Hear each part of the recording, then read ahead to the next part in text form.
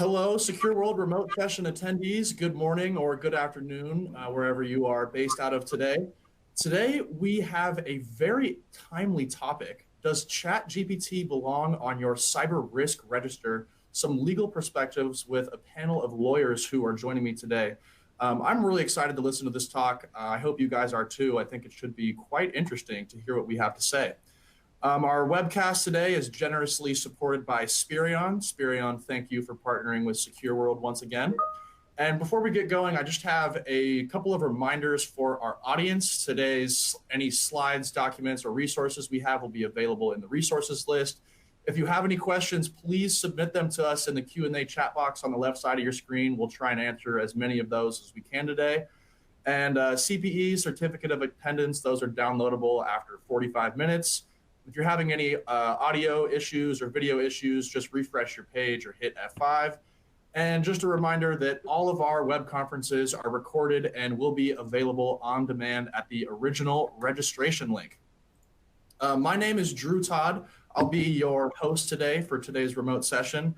I've been a multimedia journalist with Secure World for nearly 3 years now. I spend most of my time reading and writing about current events in cybersecurity and traveling to our regional conferences where I get to hear some really interesting perspectives from some of the brightest minds in the industry.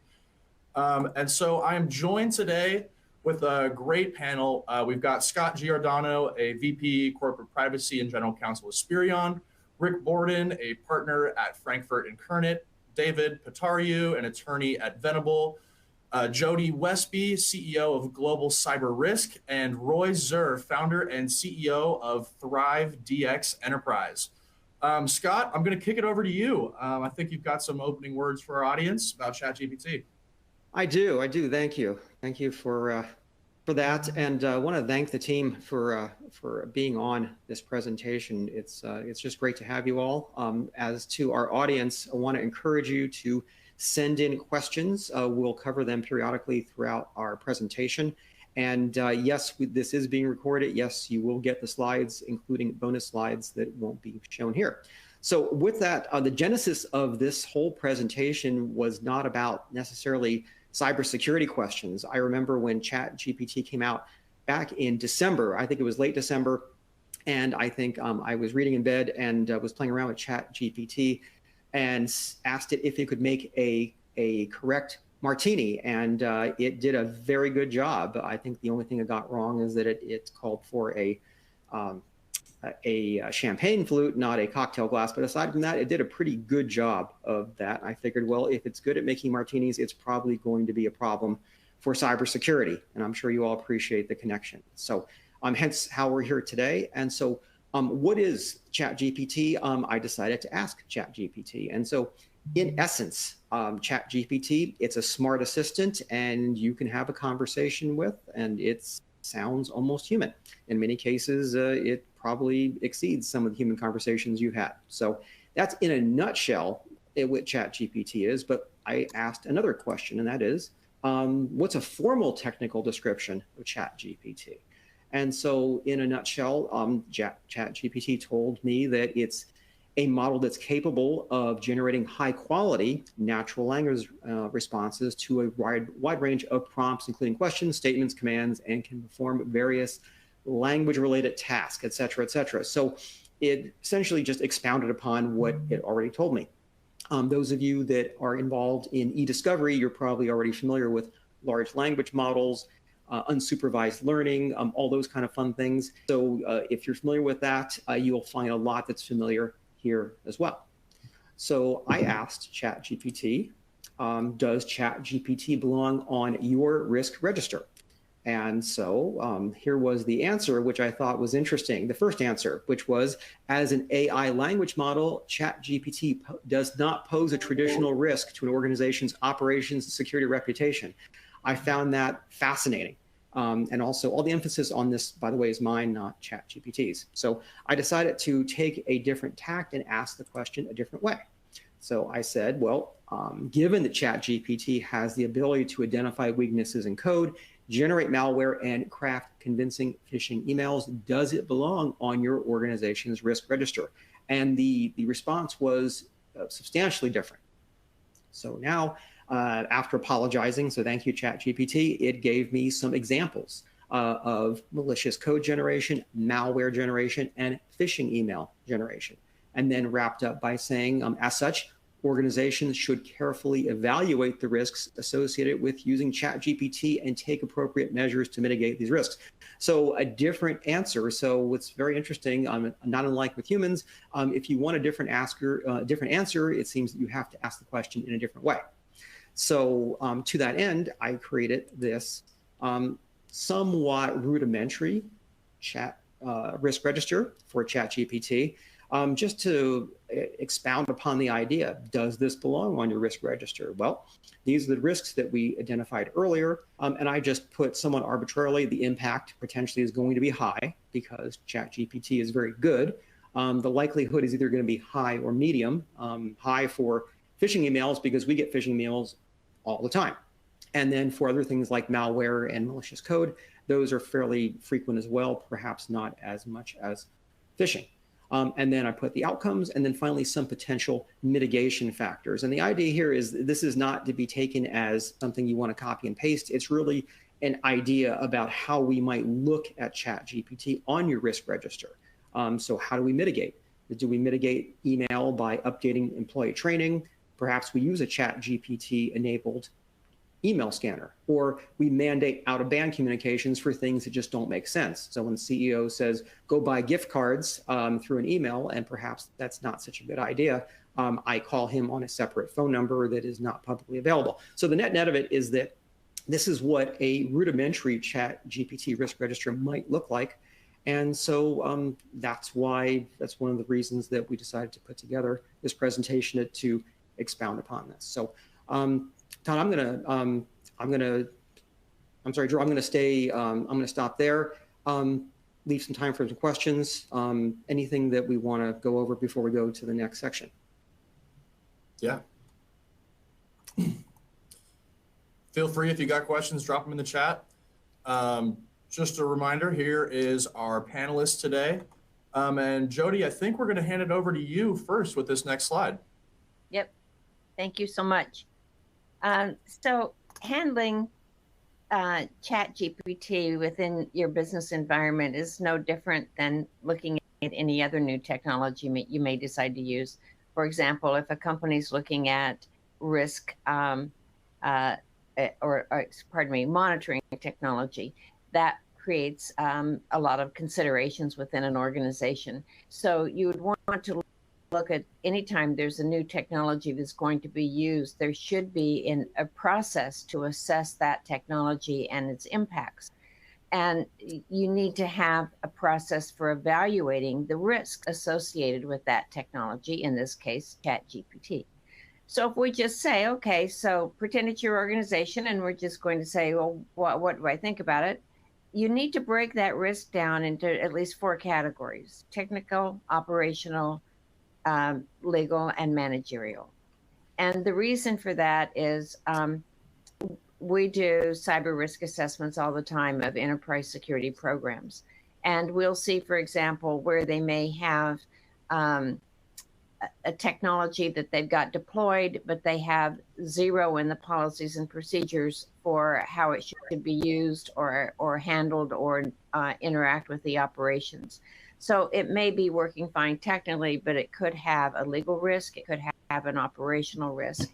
And so the differences in the rankings of those can be significant. For example, a data breach can have high compliance and financial risks, but it's not going to may not necessarily interrupt operations. So when you're looking at these with GPT chat, you could say, what controls need to be put in place if I want to use this technology, and who would get access to this? Can everybody in the company just start using ChatGPT? And what part of the network does it use? Do we want to put it on a segmented portion of the network so that if it generates some malware that maybe it can't migrate over to other parts of the network? What security risks does it present? The ones Scott just presented are very frightening. Along with these new capabilities, we have to think of the beneficial as well as the negative risks that would come with using it. And think about the logging and the monitoring, because there could very easily be serious security incidents, and you want to be able to have logging and monitoring of what went on with this technology.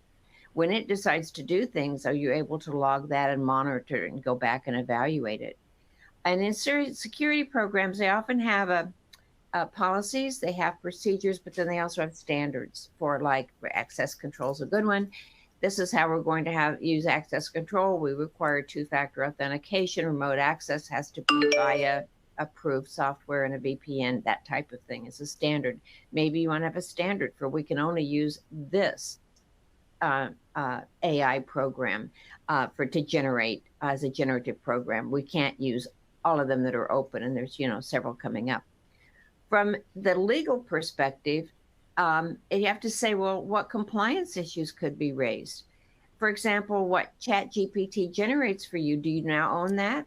What if it generates the same thing for someone else?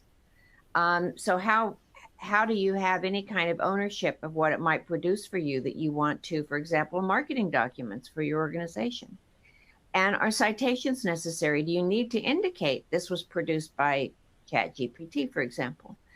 And what are the privacy and security compliance risks? It may go generate something that's going to have a lot of, it may be generating a document with personal information in it. And then with that, you'd say, well, then what reviews do we need? ChatGPT will lie. It will make up stuff. It will create things, as Scott said. It will say, here's an article written by, it'll cite an article written by somebody with a title that doesn't even exist. So what controls for output need to be used, and whether this would be used publicly or externally? If it's used externally, you're going to run the risk perhaps of a misinformation or disinformation. And if you're spreading that out in a marketing campaign, that could be harmful. Operationally, you want to look at who's allowed to use ChatGPT and for what purposes, and are there reviews and approval? Do you need upper management to approve what activities you might be doing? And then how are we going to handle the incident? So that wraps it right back around to the technical end. And from the managerial, this is so powerful. It's probably an area that the board and the C-suite need to be aware of and have perhaps approvals about the risks that are planned. And they, of course, are going to want to know what's the impact, what would be the benefits, but what are our risks? And they're going to expect that you have thought that through and would give them those. So when you look at that, you can see that ChatGPT may have a lot of operational benefits. We can get all this stuff done faster, but it may have some real compliance risks. It may have big technical risks if it's generating AI. And think about that for a minute, because if it's generating malware, it could be generating the equivalent of 0-day exploits, because there's signatures that would not be recognized in regular signature libraries or would be known. So that's just an example of how we certainly look at technologies going to be deployed in an organization and the various ways to analyze it. And if you put a categorization of high, moderate, low on each of those categories for technical, legal, operational, and managerial, then you can look at it overall and determine a risk categorization for that tool. We categorize data by classifications, but applications and tools can have a risk categorization, data as a classification, and then you can look at the whole picture and see how many highs you have and moderates and have a better sense of control. So that's just an opening thought about how to look at ChatGPT as a risk. And let me hand this back over. Wonderful. Team, we have a great question that just came in. And that is that if an employee submits data to ChatGPT or other similar tools, do we lose the ability to categorize that data as a trade secret? Absolutely critical question. Who wants to take a swing at that? I will. So okay. I'm going to give the perfect lawyer answer. It depends. So there's a lot of, tons of interesting stuff happening with this right now. Input and output. ChatGPT that you go to on the web, they actually, unless you make certain selections, which you theoretically can do, they use the data that you put in to train the model. That means that you may actually have given up your trade secret when you do that. However, Microsoft is offering a version of ChatGPT that runs within an Azure environment. And for certain types of accounts now, it doesn't automatically train the model. So it has, you retain some of the protection. We have the same issue with personal information, with the use of source code. Jody, identified the very, very real issue of copyright protection. The Copyright Office is not recognizing output from a lot of these AI models, the generative AI models, as copyrightable. Maybe they will be at some point based on how you do prompts and things like that, but why shouldn't you own it if you ask it a question and it gives you an answer, or it gives you a picture, or something like that?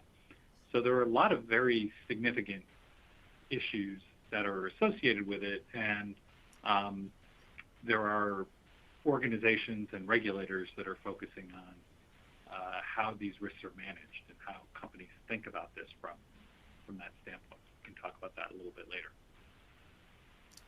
And Wonderful. Scott, Thank you. if I could just add Please on do. that. Yeah. For just thinking about your data in general, like your data set or what you're working with, that itself may be a trade secret. And so when you're evaluating data or analyzing data using some of these AI models, some use federated and some don't use federated. What that means is you can take the learnings and you can kind of keep them separate from the actual data set. So it's important to understand how the AI model is being generated and works, to understand your exposure and your risk on that trade secret point, or how much of your data you're sharing with the model, especially if you're a company and you're sharing your data with another company that is actually using one of these AI models to analyze your data. Are they sharing the learnings and the analysis with other companies that are also their clients? So just another piece on the trade secret question. Wonderful. Wonderful. Thank you, David. Let's go to the next slide, and let's pick it up from there on risks.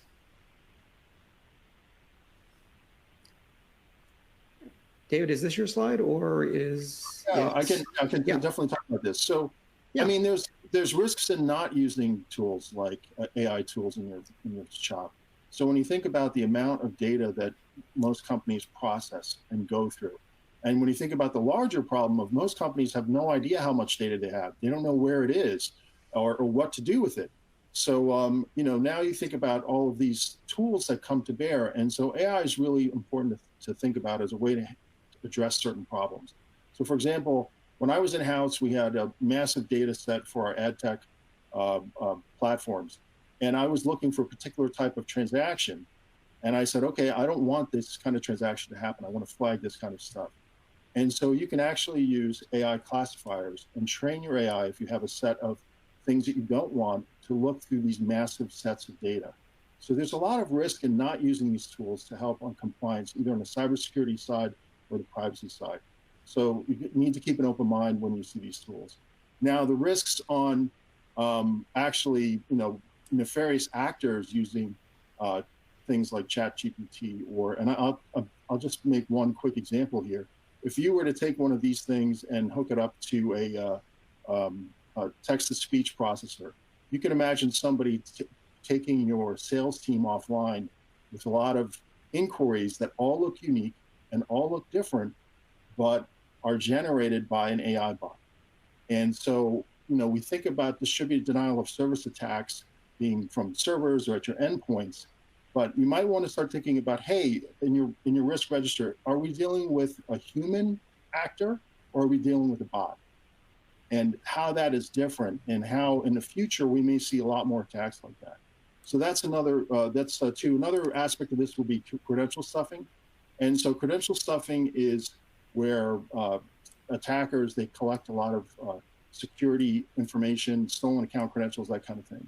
And more sophisticated attacks using things like ChatGPT based on using credential stuffing attacks as well. So, I mean, those are three things that you want to kind of look at in the future and kind of have on your risk register. Wonderful. Let's go to your next. Oh, go ahead. I was just going to say, when I'm thinking about this, I try to think about how to organize systemically the thought around it. The best thing out there right now, well, my opinion, is the NIST AI risk management framework. They've got a version 2 draft out there. What they're doing is they're categorizing things on harm to people, harm to organizations or enterprises, or harm to systems or ecosystems. And then they break that down further by the systems needing to be valid and reliable, safe, fair and biases managed, secure and resilient, explainable and interpretable, transparency, very important, privacy enhanced, and then overall from it accountable and transparent. So if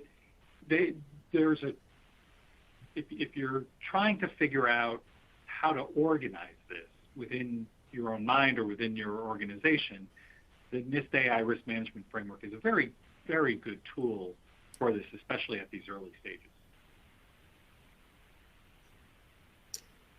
David, your thoughts?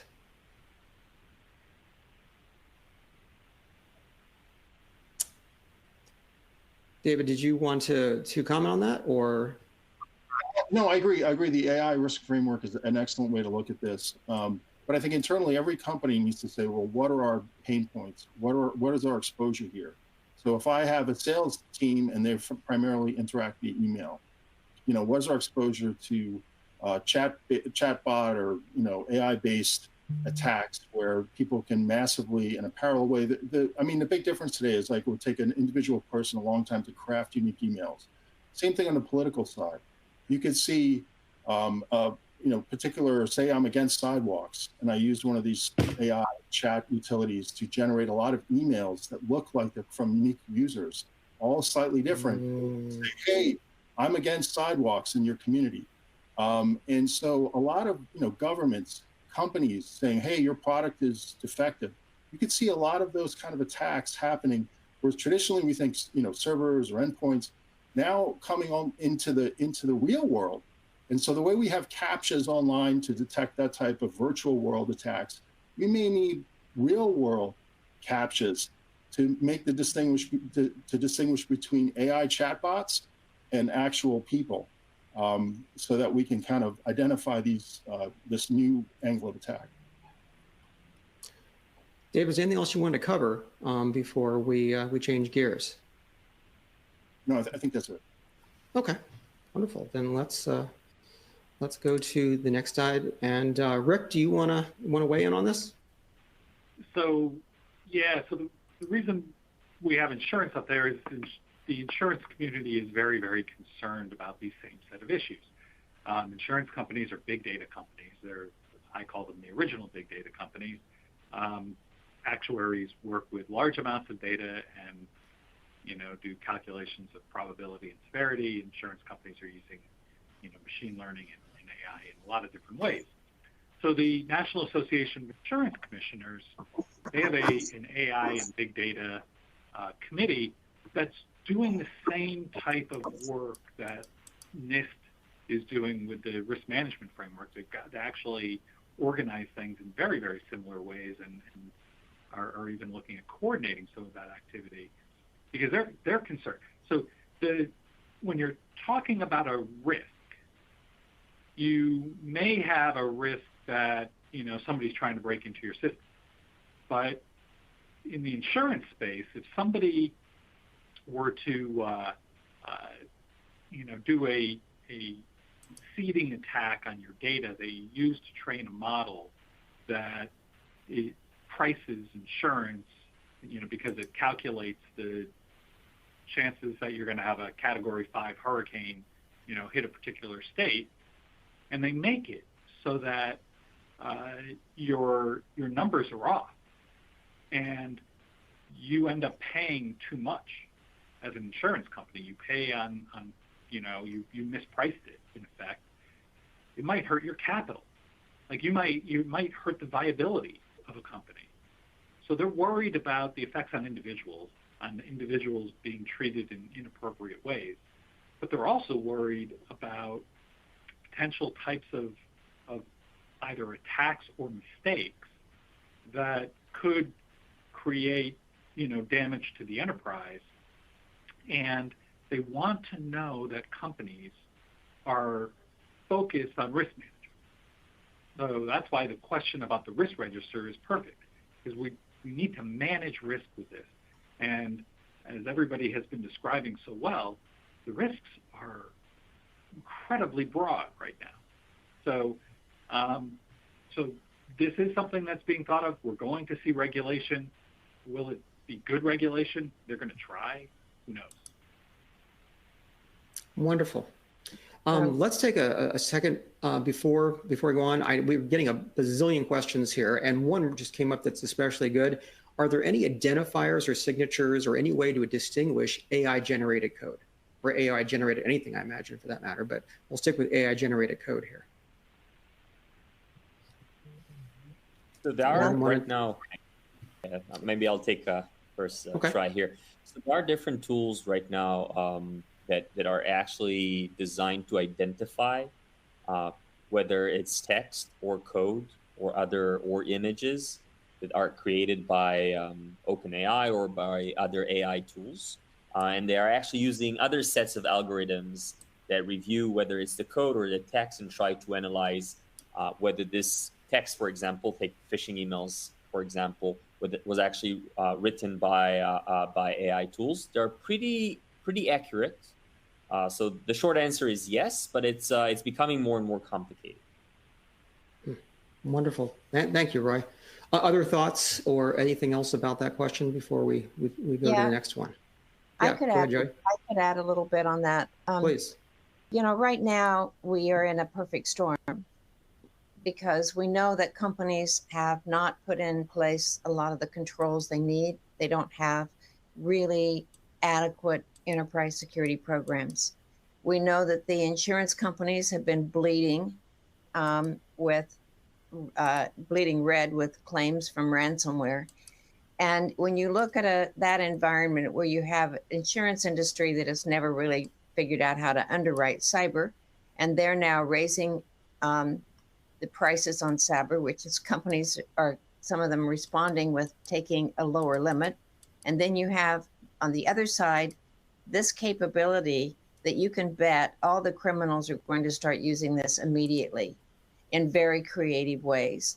So you have an amplified criminal community targeting and feeding massive amounts of new threats at companies. And so that's probably a ChatGPT call.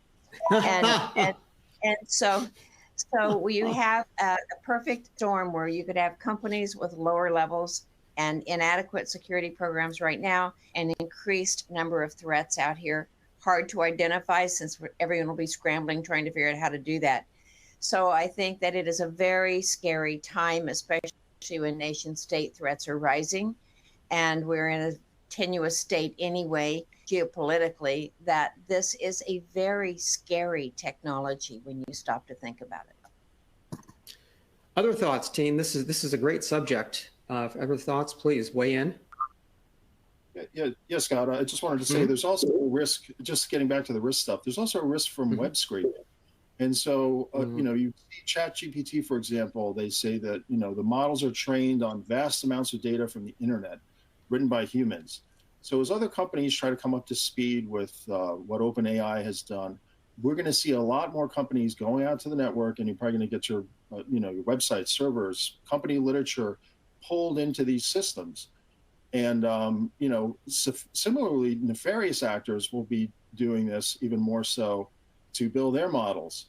And so web scraping becomes a lot more of a problem, because if you're a social media company, and you have a lot of your users are putting their information out there, well, gee, now there's these AI models that can actually take that information and create compelling emails, can create compelling discourses that seem almost human. And so, again, web scraping is something companies need to think about in light of these developments on the AI side, because it puts end users and companies at greater risk when you can scrape who the CEOs of all these, a bunch of companies are, and then suddenly create very compelling, hey, time to transfer funds or other types of emails that to fleece companies.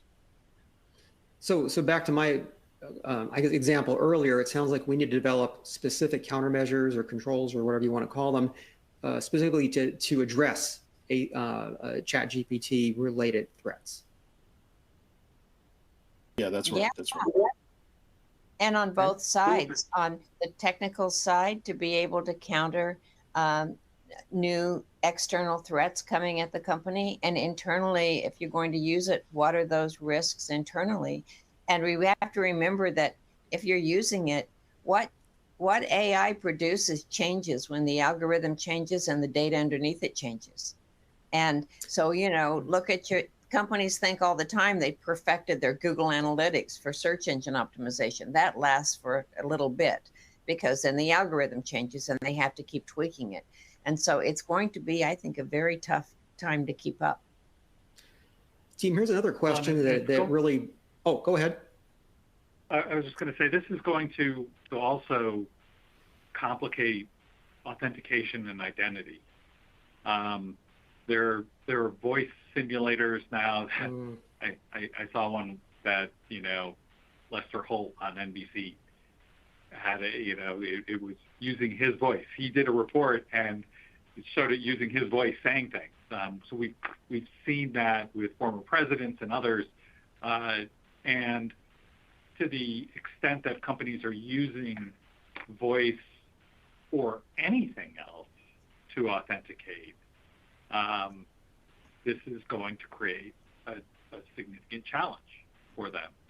So it's understanding what, these are overall risks, but this just, we don't know exactly how this is going to go over the next few years.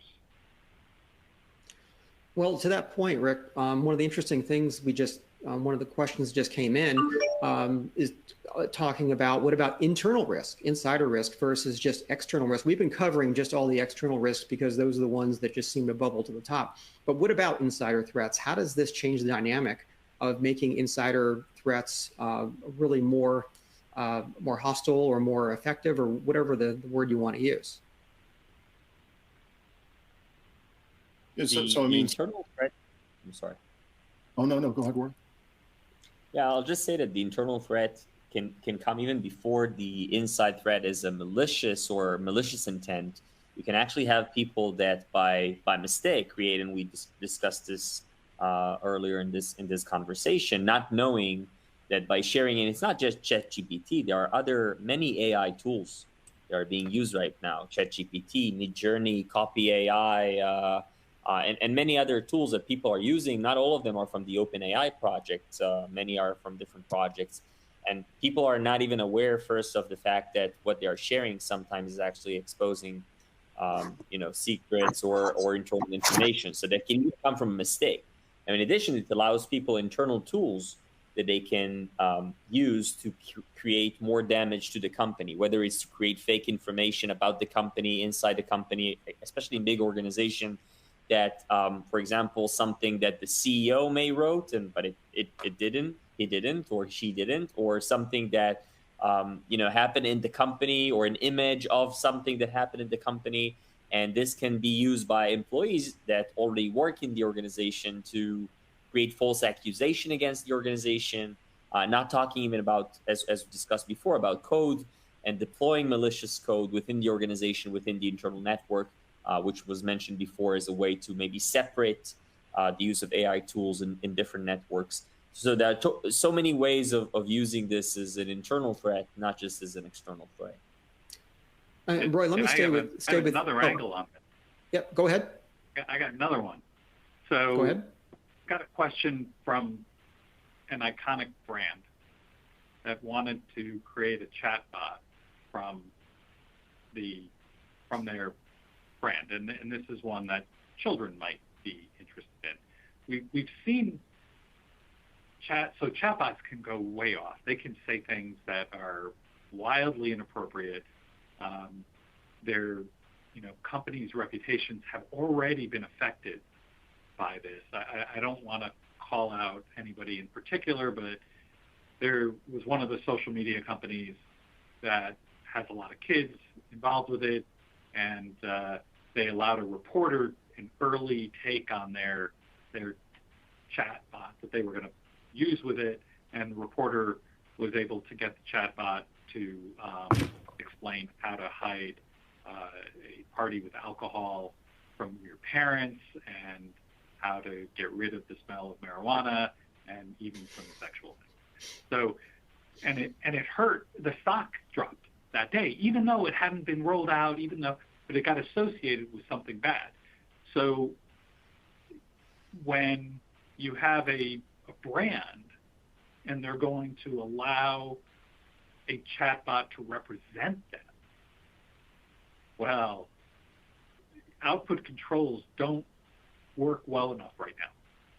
You can do the best that you want, but output controls don't do it. And the design, the way that these AI models work, for the most part, people don't understand what and how they are doing things. So the problem is people or companies want to rush into this, and there's a lot of risk with that. There's a lot of risk with it. Love other Wonderful. people's thoughts on that. Yeah, please do, team, weigh in.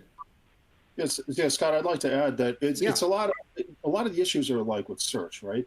So, when I worked at search when I was in-house, we would have to run filters to make sure that people weren't putting in social security numbers, and when they searched for social security numbers, it was coming back out again.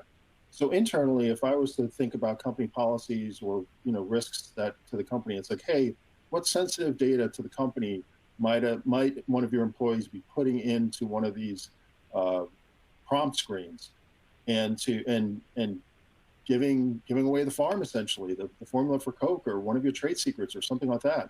And so it's a really tricky issue. They could be putting in customer lists or things like that. And so just like with any other type of interface that you deal with, how do you manage that, and how do you make sure that your employees are educated? And I think a big piece of this is adding training to whatever your current training program is, to make sure that employees understand, whether it's search, whether it's one of these input or interfaces for an artificial intelligence application, that they're very thoughtful about what they actually put into that screen, because you're not sure where it goes or how it's being kept within the AI.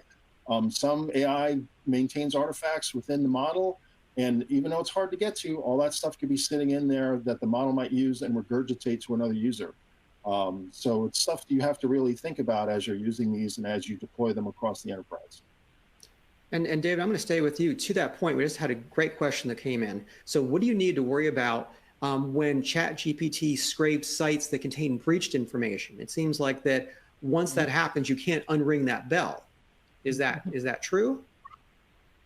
Well, I mean, that's the issue with any model, is that what's it being trained on, and what the data set is being trained on. And I think there was an FTC case recently that there was a misrepresentation about to end users about how the model was being trained, or how data was being used, or where the data came from, and the FTC made them disgorge that data and that product. So I mean, it's something you have to really think about as you're purchasing a model, you're using it. Well, where did the training set come from? How was the model trained?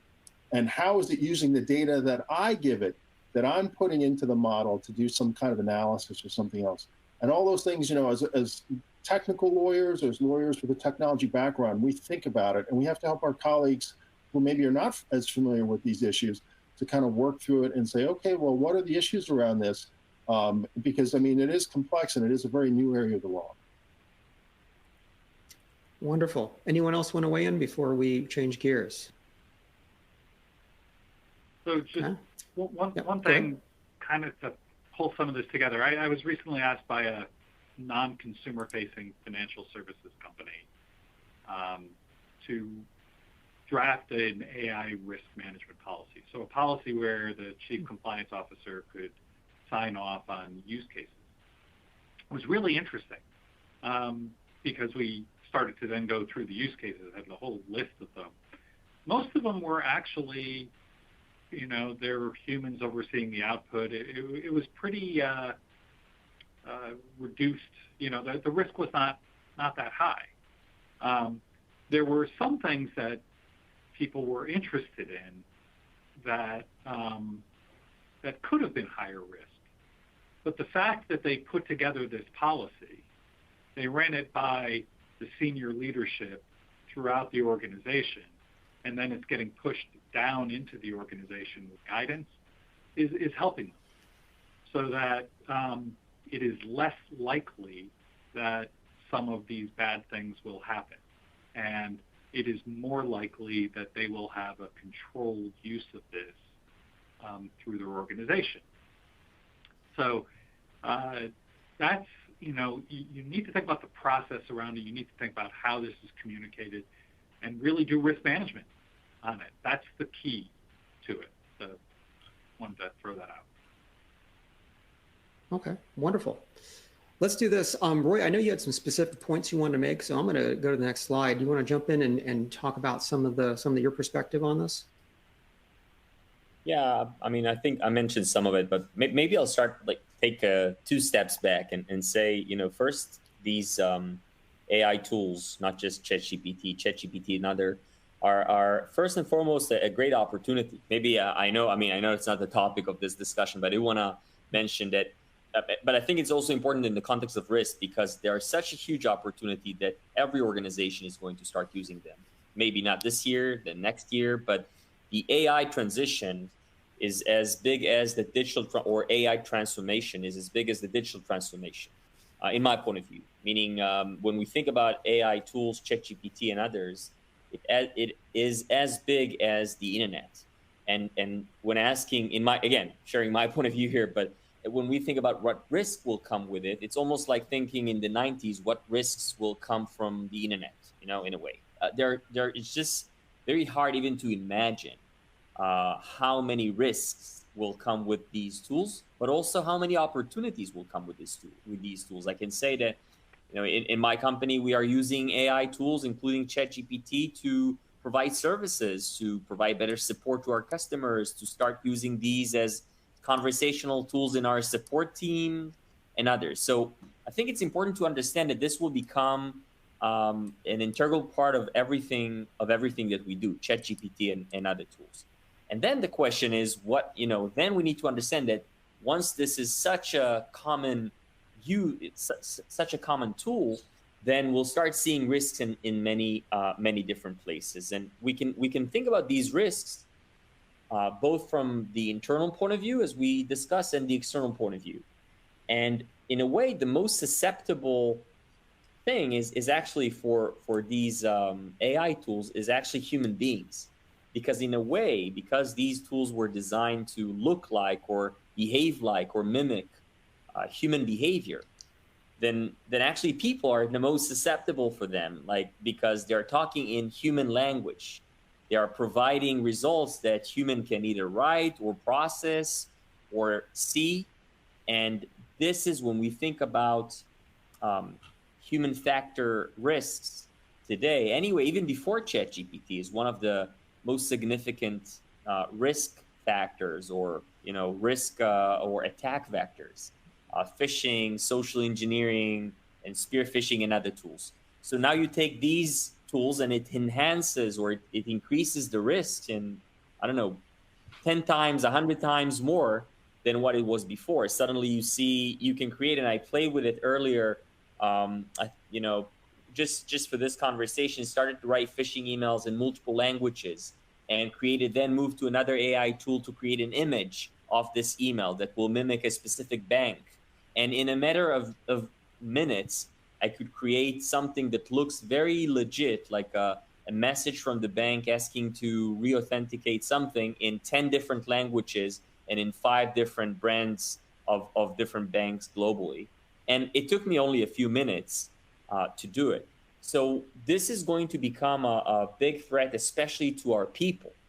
And both for internal usage, as we discussed before, about people that can even make a mistake, even without any malicious intent, but also for the adversaries and hackers that will use it as a tool. And in a way, we need to start thinking about these AI tools as a big part of our training aspects in the organization, both for the good parts, which our people will be more efficient, but also to understand how these things are behaving and avoiding issues from privacy to phishing to other attack vectors. So I think these are my 2 cents on that topic. Roy, let me stay with you on one question I'm going to give to the rest of the team as well, and that is, if you had to prioritize which items go on the risk register that are ChatGPT, what bubbles up to the top? Maybe your top 1, 2, or 3. What do you think you would want to put at the top of your risk register? With the usage of ChatGPT? Yes, exactly. Yeah. Yes, with threat, what effect, what problem? So again, from my point of view, the biggest use, I mean, kind of like the biggest threat with the usage of ChatGPT, and I think it's also in the table you shared in the beginning, is everything around, you can call it phishing, smishing, spear phishing, other aspects of social engineering, everything that is around tricking someone to do something. And it's not just with the chat. It can be, as discussed here before, it can be with mimicking a voice of someone or an image or deep fake of a video. All of this are very, the top of the list. And the second one would probably be usage of malicious code or creation of, can be malware or other types of, different types of malware. That can be deployed whether internally or externally by hackers. And the third part will be probably, you can call it, as in the past, fake news, but just fake information that can be shared to the public or internally, or to create some issues, and to get people in trouble or companies in trouble, damage their reputation. All of it is very, very easy to do with some deep fake tools. Okay, wonderful. That's great. Let me roll back to Jody, since you started off the discussion. Jody, what's at the top of your ChatGPT related risk register? Well, if I could, I would like to refer to one of the questions put in the Q&A that kind of tags on our last conversation about AI. It was from Dan Lemastros. If I botched your last name, I'm sorry, but he says Elon Musk, Bill Gates, and other tech leaders have called for a temporary halt on generative AI development. Can they actually halt it, and what can realistically be affected as a result of a halt? And I just wanted to say, I think it's a really good point to raise, because Eric Schmidt, former chair of Google, chaired a National Commission on Artificial Intelligence. And it was a DoD type study. And they actually said, they think China's ahead of us, and that because China doesn't have the values and ethics we have, they've been able to deploy it in much, different ways than we would take more time considering. And then when you start looking at the capabilities we've talked about with autonomous weapons, where we have drones and we have all kinds of robots that are embedded with AI, then we have the Red Cross, the International Red Cross, who's really kind of the keeper of the international laws of armed conflict, who are calling for human control to always be a human element between the use of that autonomous weapon and any use. And I bring this up because we're living it right now with Russia attacking Ukraine. The people are the targets now. And we can't just look at war as something we put off to the side that the soldiers deal with. And so I think it raises a huge risk for the civilian population. And I don't think we can control it and we stop it. And we shouldn't, because the Chinese will just get that much farther ahead of us. But in organizations for risk, I would say, I would call it a high risk, because I think people haven't thought through how would they use it operationally, what controls should they have, what are the legal risks, what impact would it have on their reputation, on their bottom line. And so I would say any company wanting to think about ChatGPT, mark it as a high risk and have a lot of internal thought before you do something. Okay, thank you. David, I'm going to go over to you. What's at the top of your ChatGPT risk register entry? One of my top ones would be people trying to use it to generate legal text. And I don't know if we can flip over to that screen with ChatGPT and run those 2 questions just to show people the privacy policy example that we talked about earlier. Yeah, no problem. Sure. Yeah, and just I'll sort roll of, that right now. yeah, this will help people understand how this works. And what we're going to do is just to input.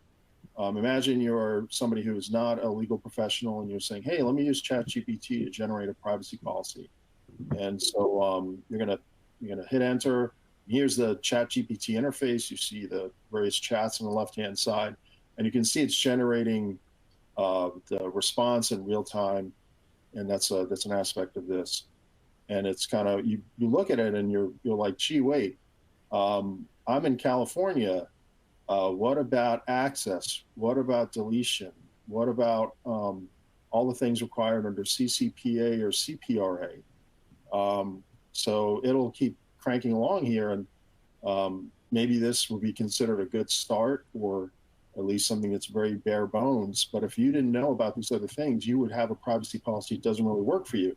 Now, if we type the second prompt, like let's try to make it more narrow and ask for it to generate a privacy policy that is, for the laws in California.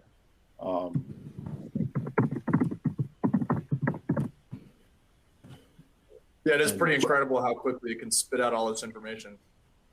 So you see it's running here and it's generating again. It says, okay, it knows about the CCPA. But something to think about is this model was only trained up to 2021.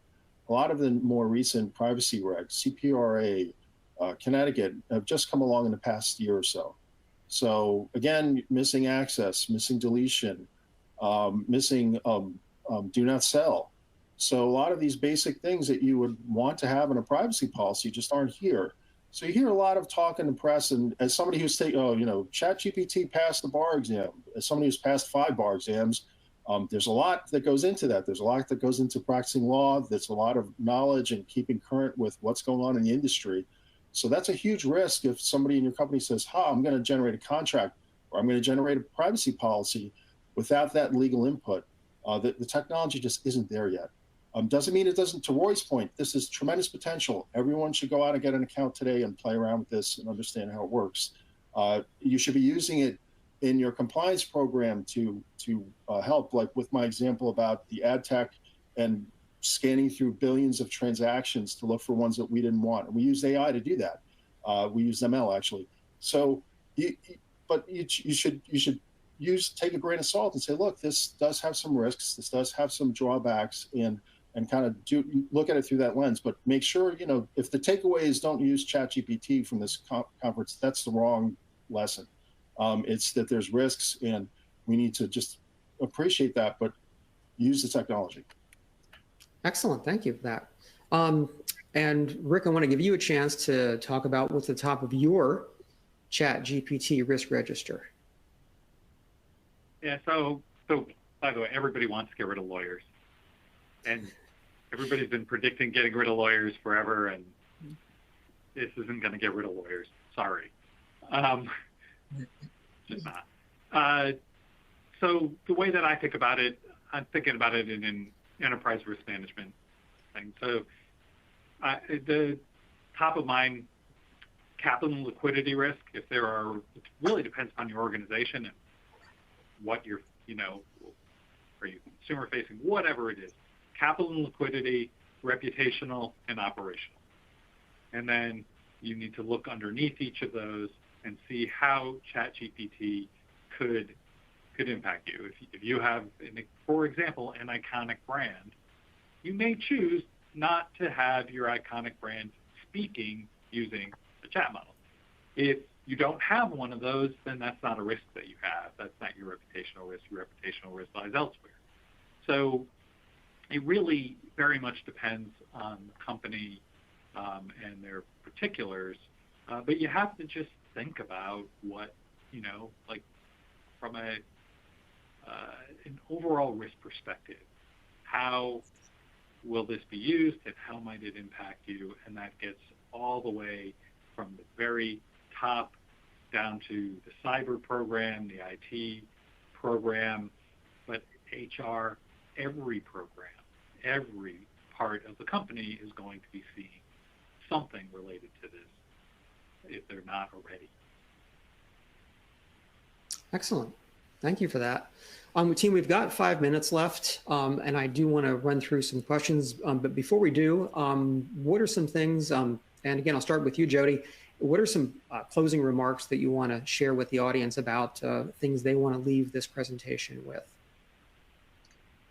Just that we really don't know very much about this at all. We just touched on and pricked away at the veneer of the kinds of considerations that come with this technology. So we are all pretty uninformed, and we're all pretty uneducated about the types of capabilities we're looking at. So I think we should come in humbly and look at this closely and just, be prepared.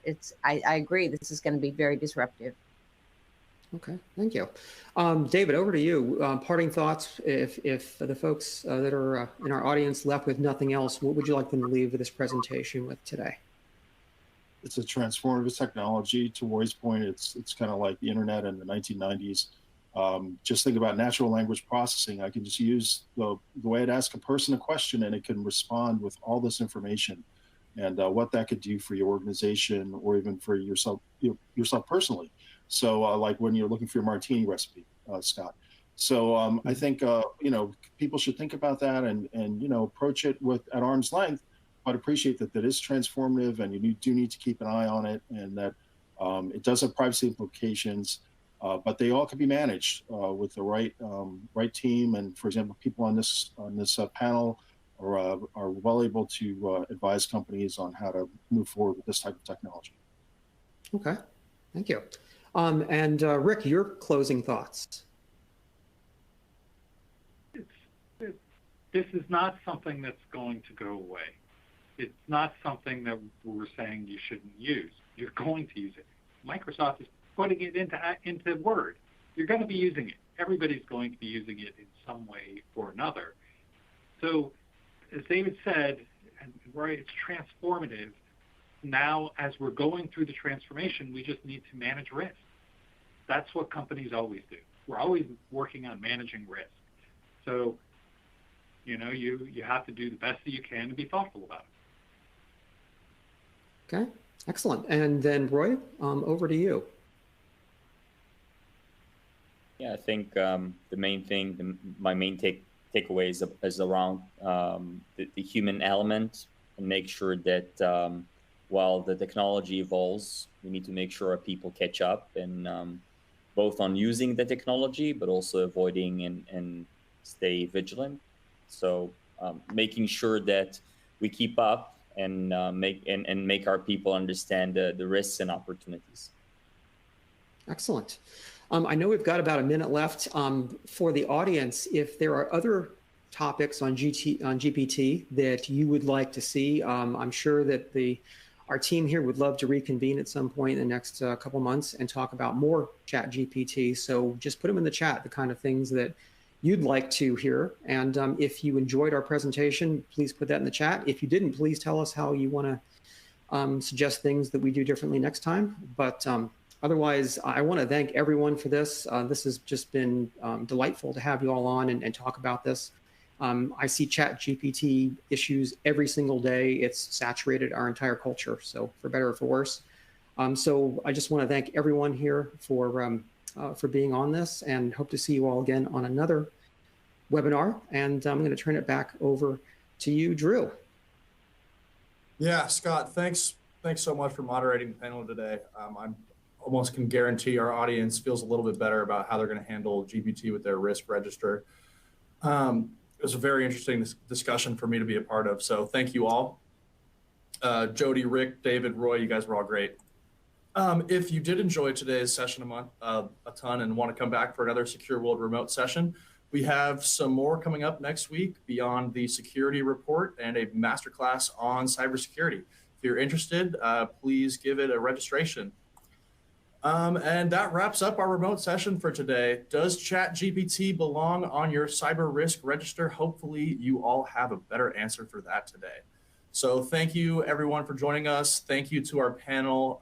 It was really a pleasure for me to be a part of this. So appreciate it and hope everybody enjoys the rest of their day.